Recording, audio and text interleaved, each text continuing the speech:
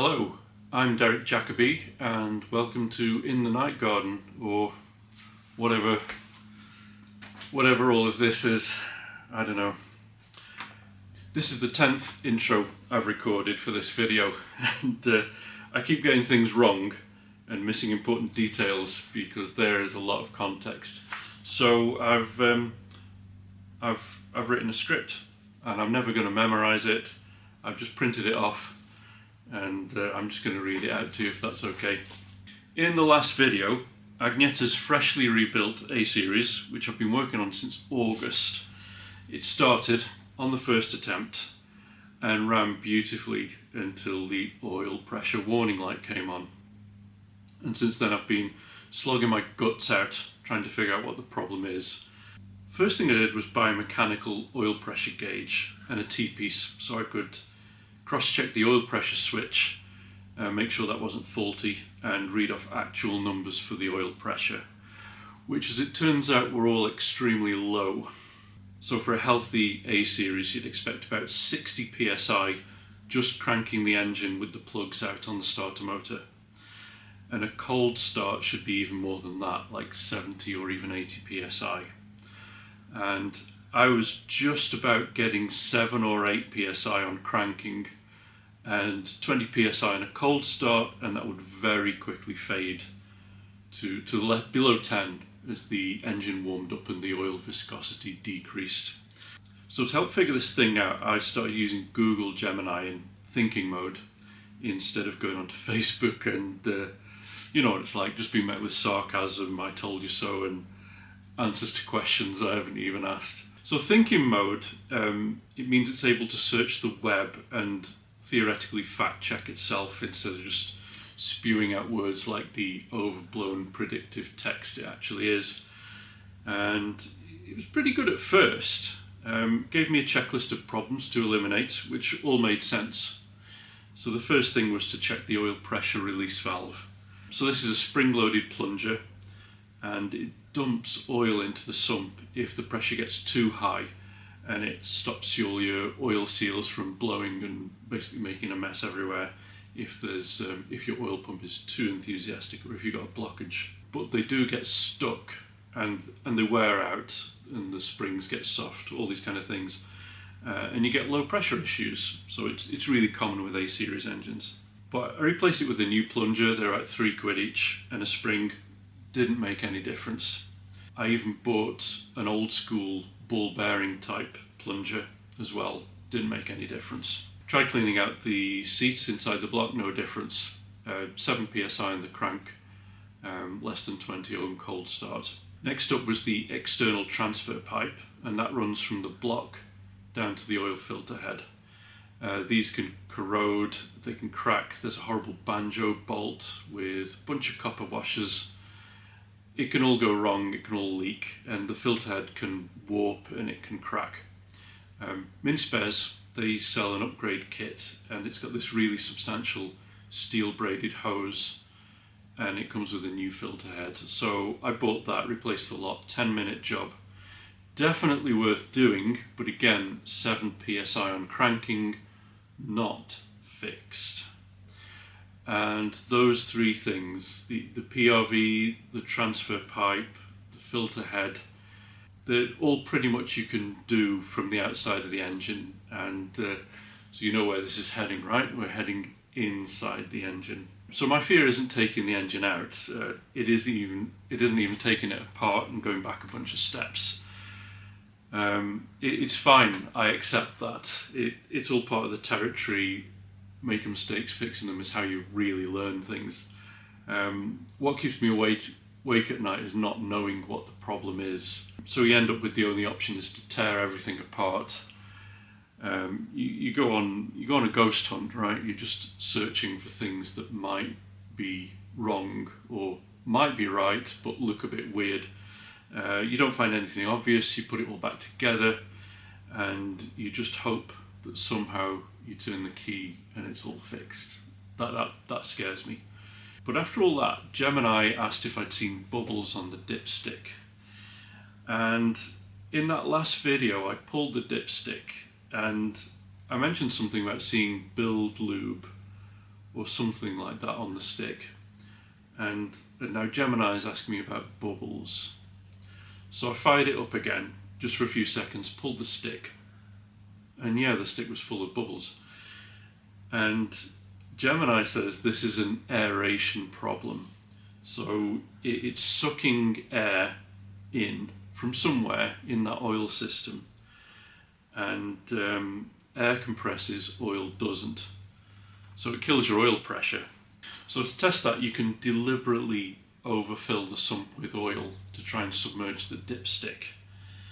And that's where we leave this long and somewhat tortuous scripted intro and get stuck into some real work. Here's a handy diagram. So this is a section through the side of an A series with the gearbox bolted onto the bottom of the engine, and here's the crankcase. And what you have is the oil along here, and then the gearbox, and that is a strainer, and attached to it is the oil pickup pipe that goes up here, and then basically this is just air here and exhaust gases, and then it travels here into the block, and then it's sucked up by the pump. And apparently what can happen is if you get a hole or a crack, you can start to suck in air. So the idea is, if you ridiculously overfill so that the pickup pipe is completely submerged in the oil, this stops sucking in air and sucks in oil instead. And if that's the case, then your pressure will then go up to something like 60 psi, and you won't see the bubbles on the end of the dipstick.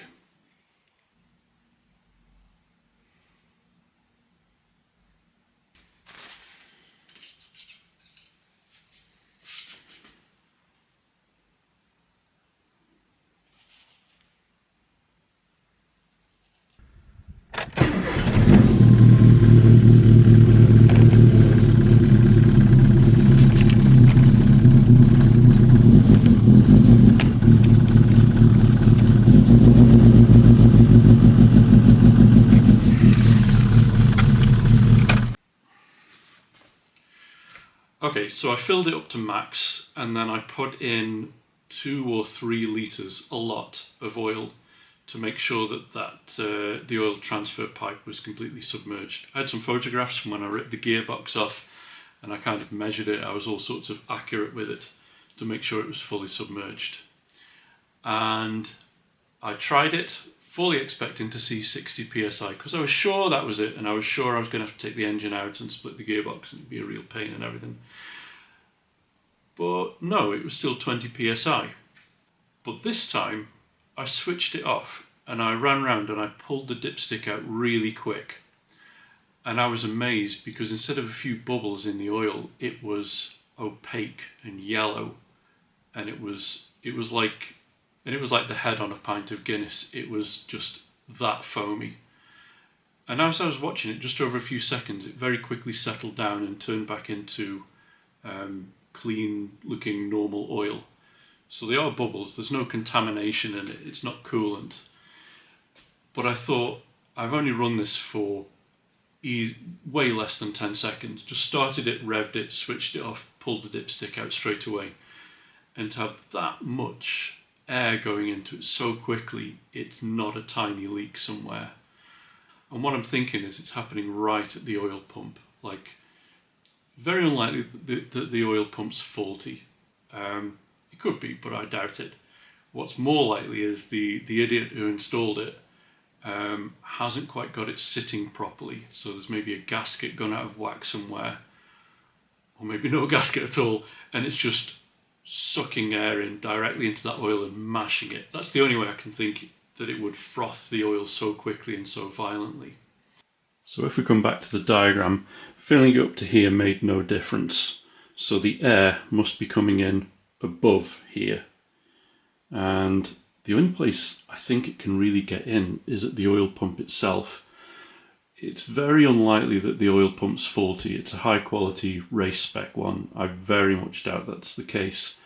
But it is kind of like this. It's kind of sat on the block and there should be a gasket there, and if that isn't quite right, air is going to be rushing directly into the pump, and that makes me think it could be what's causing that kind of really quick, massive frothing effect. So I think the procedure is starting at the bottom, drain the oil out, and there is a lot of oil to come out of there. Then get a jack underneath and take off the engine mount here. Delete the battery, delete the air cleaner, delete the starter motor and the clutch cylinder, and then take the wok off. I think I called it a frying pan earlier, but the technical name is the wok. Then get the flywheel off, that's going to be fun. And then the drop gear housing, and then we can finally see the oil pump. Let's do the British Leyland.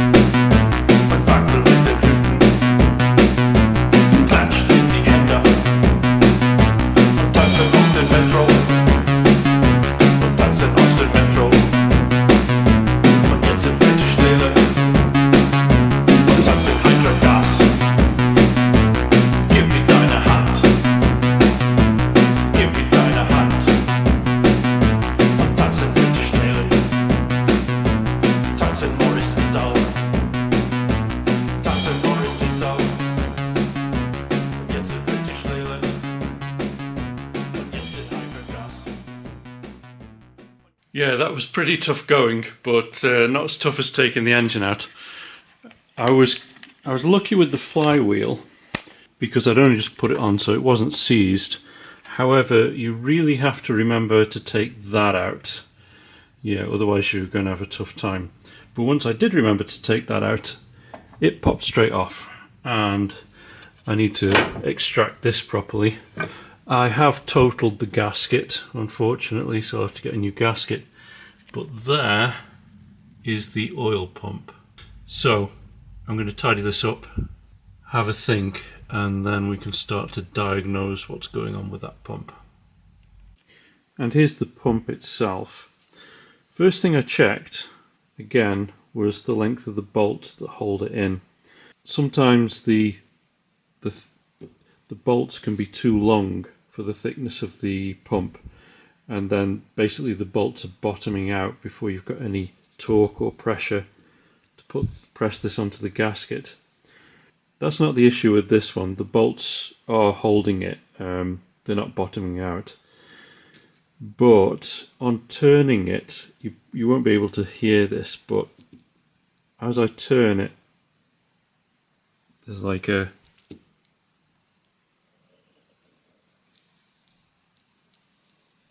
makes a kind of grating noise every now and again.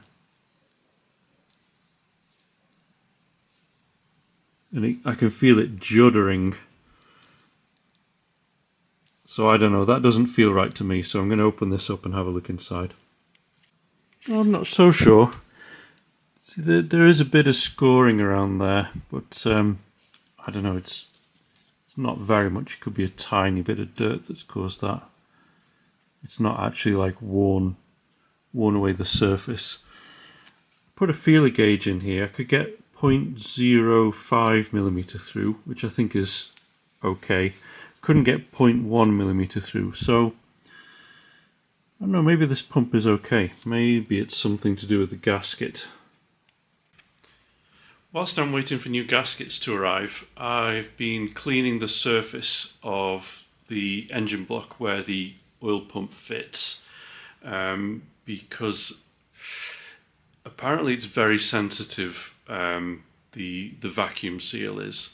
So the surface has to be flat, it has to be clean, and it has to be dry. And the gasket apparently is one of these dry fitting gaskets. I don't remember kind of even thinking about this when I was installing the oil pump, so maybe I put loads of oil on the gasket or something, and we just didn't take that much care to clean the surface. But apparently that surface has to be perfectly flat and surgically clean. I don't know if you have to wipe it with antibacterial wipes or shine a UV light on it. I think what's meant by that is get a load of WD-40 on it and a soft wire brush, not a wire wheel because you'll knacker it, and then just by hand, kind of like you're cleaning your teeth, just kind of go around it for ages and ages and ages, and then fire a load of brake cleaner at it, wipe it with a lint-free cloth, and I've just been doing that over and over again to get a nice clean surface.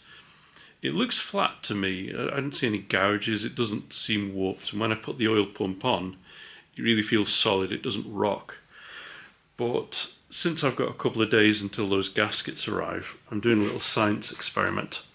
So I've cut out a kind of, not quite a gasket, but let's call it a test gasket. This is the Mark 1 test gasket. The Mark 2 is actually in there right now. And what I've done is I've fitted the oil pump to the block with the Mark 2 test gasket. And I've torqued up the bolts to 10 Newton meters using my, focus on it, wait, using my precision torque wrench here. And I'm just going to leave it there overnight at the correct torque settings, like it would be when the oil pump's installed for real. And what I want to do is then take the gasket out and see that it's made a good impression. I mean, literally, that there's kind of markings all the way around where the pump sits, especially around the oil intake port, because I want to see if there's any gaps around there where air could get in. I don't think there will be, but the only way to test this is to kind of put it all back together, fill it with oil and start it. So I want to kind of eliminate every possible opportunity for air to get in before I put it all back together. So just going to leave that overnight and then take it out tomorrow and see what kind of a mark it's left. While it's out, let's just admire for a moment the MED Engineering ultralight flywheel and stage 1 clutch kit that Agnetha's now sporting. Or she was sporting briefly, but hopefully we'll put it back soon. The flywheel weighs, I think it's 3.5 kilograms, so it's just less than half the weight of the factory flywheel. So we might get a bit of extra acceleration out of the old girl. Could be quite spicy. I should also put this thing underneath the rocker cover because, as you can see, it's doing the traditional cork gasket thing of weeping like a Doctor Who weeping angel. While I'm in the flow, let's exchange the rocker cover gasket for this nice new silicone one. And it's a good excuse to show off the MED roller rocker set. If I can get this to go the right way around. There we go.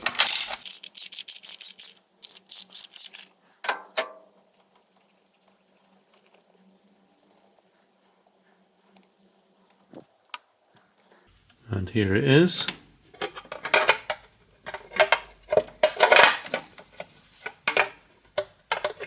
Caught on something.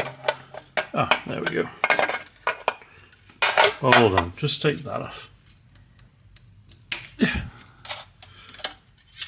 There we go. Look at those big fellas. So this is a roller rocker set. These are the rockers. They are the rollers.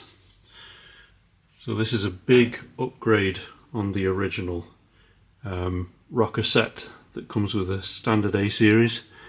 The original ones are best described as agricultural, and this is a real upgrade. So this is a 1:5 ratio. I think the originals are about 1:3 or something, so they push the valves much further into the block, so you get faster intake and faster exhaust, outtake, whatever that is.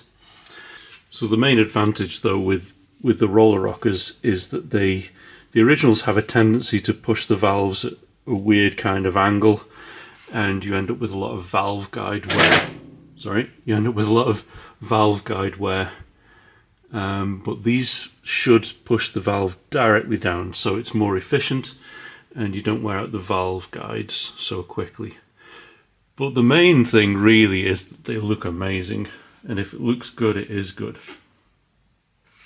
They also have a much more robust adjustment system there, so this is a lot easier to deal with. With the original ones, there's always a risk of rounding something off or over tightening it, but these are much easier to handle, I found. And now let's just take this horrible cork weeping gasket off. Not too worried about breaking it, but you never know. It's always good to have a backup lying around. Ugh. I think I'll just store it there. Right. Is there an up and a down on this? I don't think there is. I think they're both the same. Yeah, so it's even got little guides inside it to just hold it in position. And then you put the whole thing on the top. And there we go. Much better, and shouldn't have any more weeping now. It's the next day, and this is the Mark II test gasket. And I don't know if you can see, but that... how do I point to it? Oh yeah, there. That circle is where the inlet is. And I can just about see that there's like a really nice oily impression all the way around that. And it goes all the way around here, which is where the oil pump scoops up the oil. So I would say that's showing that we've got a really good seal.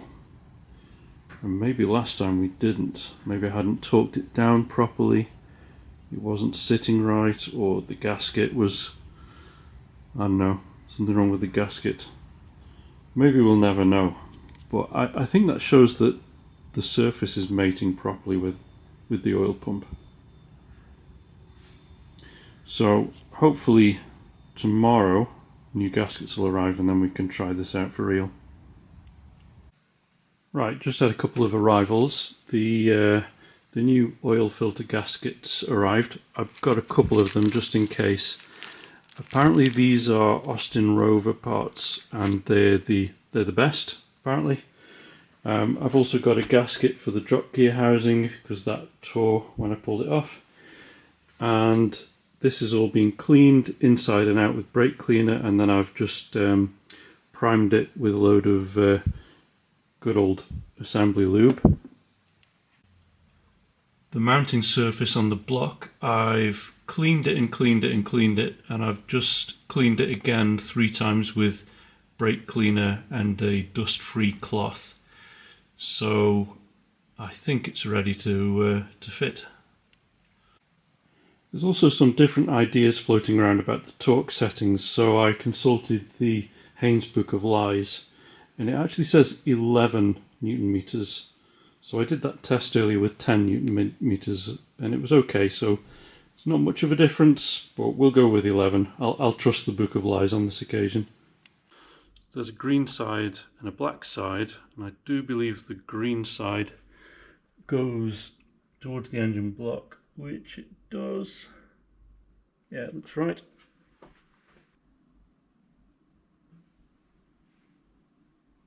Yeah, double, triple check everything. And here we go.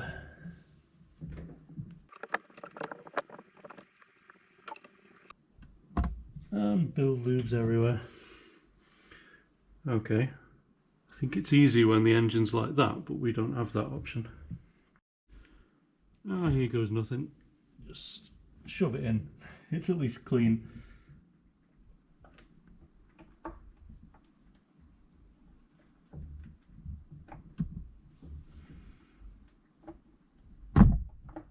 There we go, now it's settled in.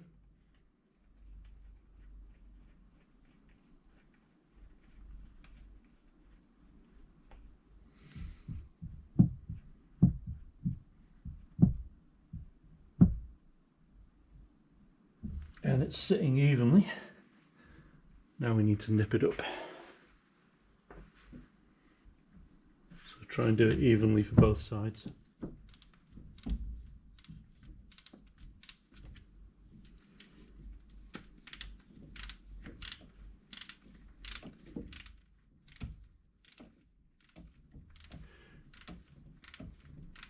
I think in retrospect, if you're doing this with the engine not on its upright like that, if you're replacing the oil pump when the engine's in this orientation, you're better off packing it with Vaseline instead of build lube, because it won't run out all over the place. Okay. 11 I keep saying nanometers. 11 Newton meters isn't very much. So we'll just do this nice and evenly so we don't nick it anywhere. Wait, stay in.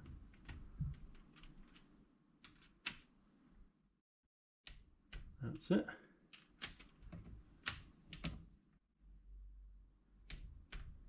Done. Oof. I'm sure I cocked that up. I'll admit that didn't go exactly as planned, so I just got build lube all over the place. All over my fingers, all over the pump, gasket, everything. Oh well. I've got another 2 gaskets, so I've got a couple more chances here, and they're £3 each. You just have to take half the engine apart to replace them. That's the only drawback. Speaking of which, my plan now is I'm going to put back the drop gear housing with the new gasket, put the flywheel back on and the starter, but before putting everything else back together, I'm going to put oil in it, crank it on the starter and see if we get oil pressure. If we're still getting like 10 psi, then I know this hasn't worked. But if it rockets up to 80 or 100, or if it turns the oil back into dinosaurs, then I'm pretty sure it's okay, and then I can put everything else back together and try and run it. Well, that's the flywheel on and the starter motor. I've also remembered to attach the earth cable, so I don't wonder what's happening when I turn the key and nothing happens. I'm just filling it up with oil now, and then we'll see. Okay, moment of truth time. The mechanical gauge is over there so I can see it, but unfortunately you can't see it. I'll let you know what happens.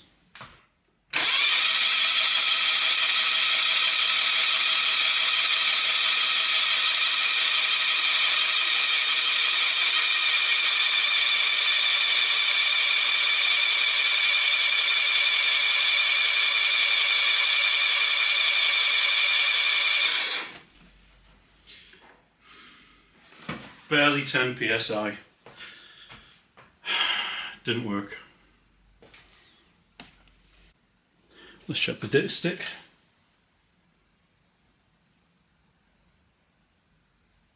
Don't see actually that many bubbles on it. Maybe I'll try it again.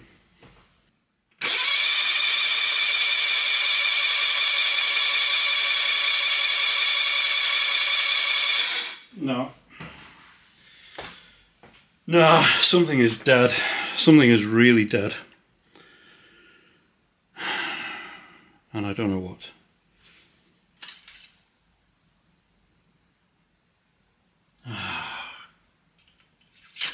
Fuck. Well, things started to get a bit fraught, so I took some time off and walked away from it. About 45 minutes. Seemed like a lifetime. But I decided, yeah, I've been using Gemini, like I say, to work through this problem. And I am neutral about it, despite making a career from this kind of thing.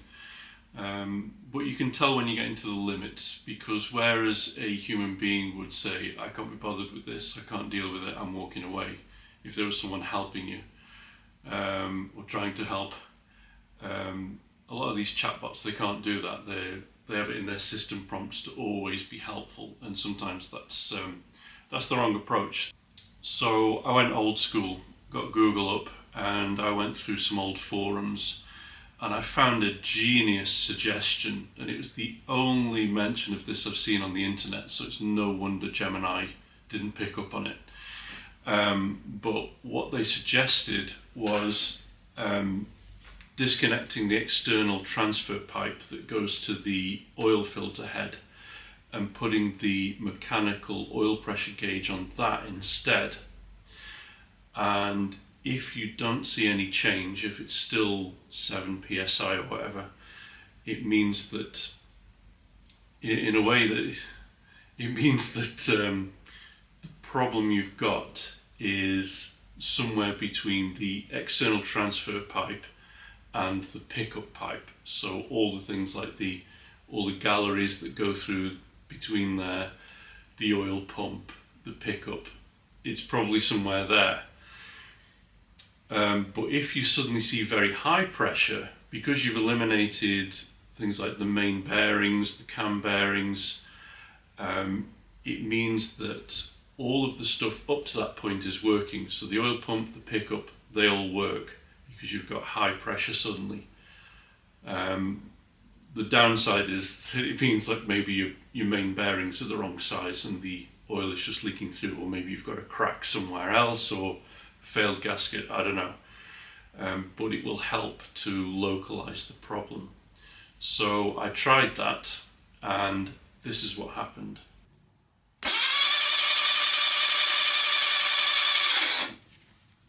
So obviously you can't turn, even on the starter motor, you shouldn't turn it for more than a few seconds, because now you know there is no oil going to your mains. So even at the low RPM on the starter, you can do some damage. So I just did that very quickly, but it went straight up to just over 60 psi, which is great news because it means I have installed the oil pump correctly. There's no issue with the pickup. All of that stuff is fine. The problem is beyond that. Now, it's easy to kind of catastrophize and say, oh, I've got to take the engine out. Yes, I probably have to take the engine out, but we'll see. You know, my main bearings are the wrong size, whatever. The next experiment, shock horror, I actually thought of myself. I didn't find it on a forum and I didn't ask Gemini.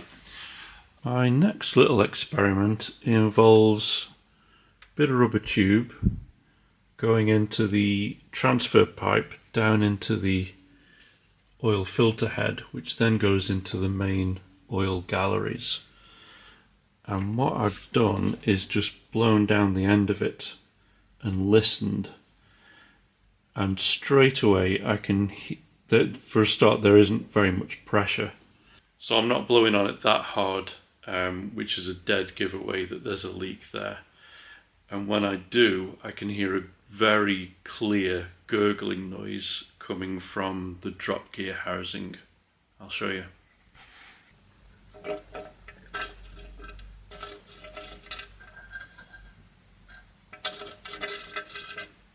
So I'm thinking now is take the drop gear housing off again, blow through through the tube, and just look for bubbles, because I've got this feeling that if it's something like misaligned cam bearings, then that's your gusher. You know, to have that kind of pressure difference, there's a gusher in there, and it's either at the main bearings, which it could be, or it's at the cam bearings. I don't think there's anywhere else it could be really. But to me, I don't hear like bubbling from something that's immersed in oil or very low down. It sounds like it's right up there, and it's definitely on this side. So that drop gear housing is coming off again. Well, so far so good. As planned, the flywheel came straight off without any fuss. And I was just starting to think, I really know what I'm doing with this. And then as I took the last nut off the drop gear housing, I saw all this oil pouring out, and I realised I hadn't drained the sump. So I quickly screwed those back on, and now we're draining the sump.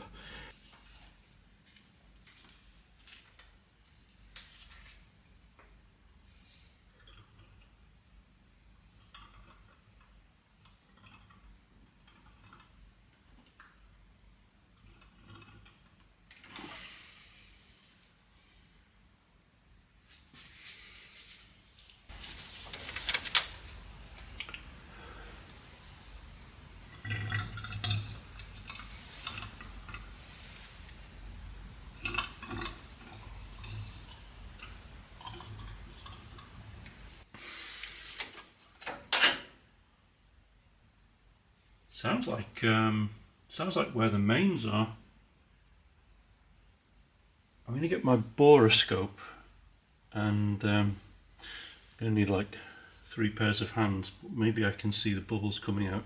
But it sounds like it's just inside the block there.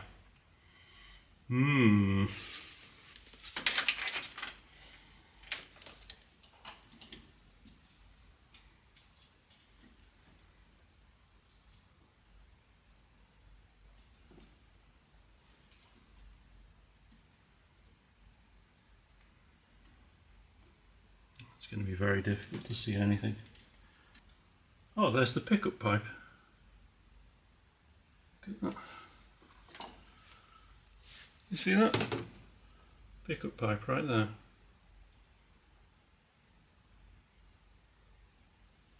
Yeah, you can see loads of things. There's the there are the gears. Okay, I'm going to have a play with this off camera, because let me have a play with it, but I'm pretty sure the bearings are the wrong size. Actually, you don't need the boroscope. It's right here. You might see some bubbles. Let me just get the light right. Okay. Get you nice and close.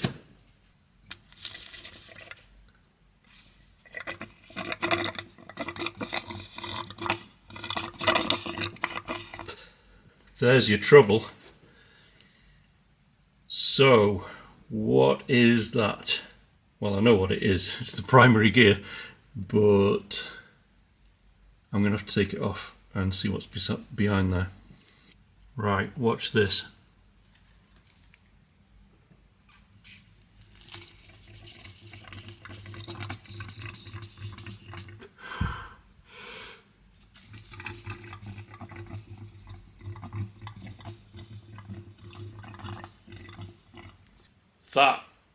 That is the reason for the low oil pressure. So there's a catastrophic leak around those main bearings, and you should not be able to just blow like down a pipe and have all the oil and air just spurt out like that. That's the problem. So it looks like the shells are the wrong oversize for the crank. So engine out. And that brings us full circle. I'm actually really happy with this. It's a definitive result, and you should always be thankful for definitive results. Like I said, not knowing is what scares me. This is a really well defined problem now. I'm still not sure about the aeration. Did I fix that by repositioning the oil pump? Is it still there? It doesn't really matter because this engine is coming out. I'm going to take the box off the block and then I can test all of that systematically. I will also get some plastic gauge, get a plastic gauge kit and test those clearances, find out exactly which oversize fits the crank now, and then do the oil, blowing down a pipe with oil test before I even put the gearbox back on. So I'm just going to take things really slowly and carefully, test everything on the way, so that by the time the engine is back in there and I'm turning the key, I already know that on a cold, I already know that when I crank it on the starter motor with the plugs out, it's going to shoot up to 60 psi. So that's fine. I'm good with it, and I feel like I know an awful lot about A-series engines now. It's the best way to learn. The only blocker is I've been working on this now for about 6 months, and it's almost spring, and there are a bunch of quite big DIY projects to do around the house that I'm actually looking forward to. I've been waiting for the weather to improve, and so I'm going to be doing those now, and Agnetha's going to have to wait until maybe the summer. I'll have a window of opportunity to do this. So that means no more videos on this channel for a while, unless you're interested in videos about building decking, renovating balconies, digging holes in gardens, writing basic interpreters in C and Golang. I don't think so. But anyway, well done for getting this far. I know I probably killed it with the scripted intro, but it was the only way I could get all the context across. Maybe there are people out there rebuilding an A-series or any old engine, DIYers like me, just trying, having a go, and you've got low oil pressure and you're tearing your hair out. Maybe this will help. Might not be the result you wanted, but you know, it's better to know than to not know. Thanks for watching, thanks for subscribing. See you in the next one, whenever that is. Bye.